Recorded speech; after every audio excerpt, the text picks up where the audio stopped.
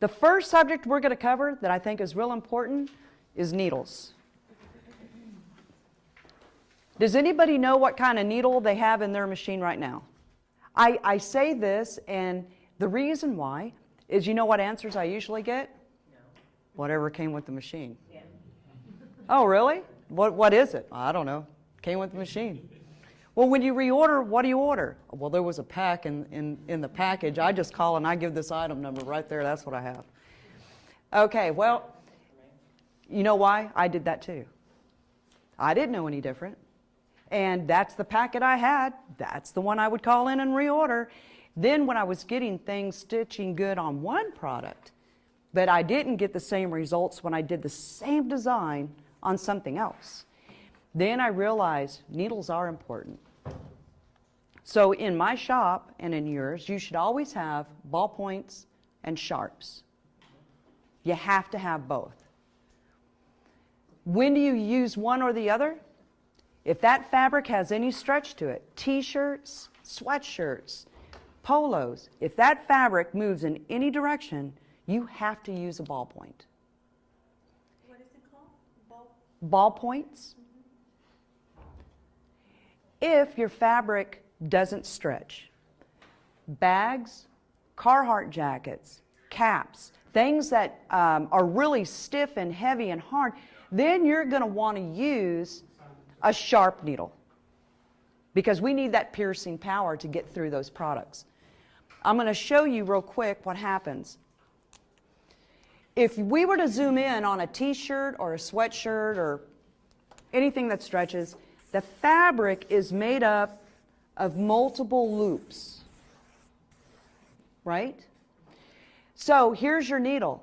If you have a sharp needle, that's the wrong one for these fabrics, okay? Your needle hits, and then your machine moves and hits to make one stitch. And it continues to do that throughout the design. What happens is, if you have a sharp needle and it comes down and it hits where these connect, it slices that. Have you ever held up your shirt and you saw tiny little holes around the edges of the embroidery? Or the small letter A's and B's, and in the inside hole you'd see these fine little holes. Chances are we had the wrong needle. Now we use a ballpoint. Okay, a ballpoint needle. The needle hits, it hits again, right? To make that one stitch. If we're using a ballpoint, the needle you should be using, when it hits this interacted, where they interconnect here, it just pushes the fabric, left, right, or up or down. It moves it out of the way and doesn't slice it. So that's the reason you need to have both. Now the problem becomes, once you take it out of this packet, you take your needle out and you put it in the machine, what do you have? I'm sorry? A needle. And you don't know if it's ballpoint or sharp. So there's two things you can do. I use ballpoints more than I use sharps, okay? So in this situation, this is the way I would do it. 1 through 8, I would have all ballpoints. 9 through 12, I would have my sharps. Then that way, if I'm doing hats, bags, Carhartts, I'm going to put my threads on these last few needles because those are my sharps. If I'm doing polos, t-shirts, sweatshirts, I'm going to use these because they're ballpoint. So that's one way to do it. Now, I had employees. My logic sounded good, right? Are they going to do that? Probably. Most of the time, they're not going to. They're going to go, oh, needle broke, let me go get a new one. So what I do in my shop is, on the needles, we have what's called titanium. And it's a gold-colored needle. Titanium needles are much stronger and robust than a regular needle.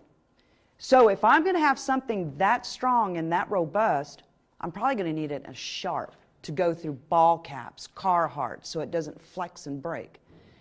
So all my sharp needles, I ordered in titanium because they're gold in color And anywhere they put it on that machine, if they put it somewhere else, I'm going to see that it's gold.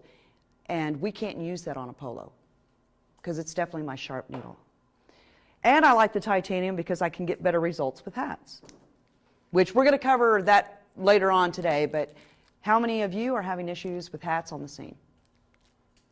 Several hands are going up. Absolutely.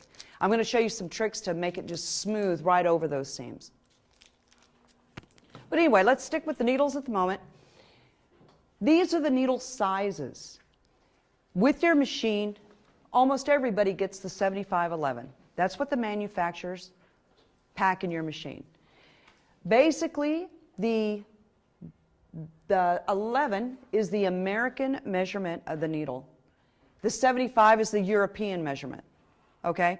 So you can always just say, I need a size 11 needle. You don't have to say 7511. But anyway, every shop is keeping this as their standard needle because it makes a perfect size hole for your weighted thread. Standard weighted thread is 40.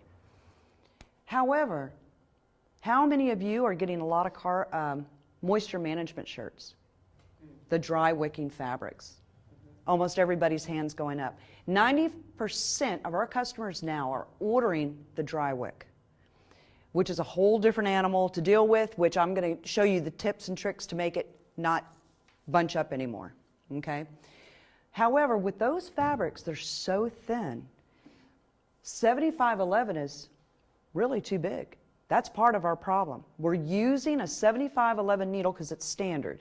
We need to go down a size to the 7010s.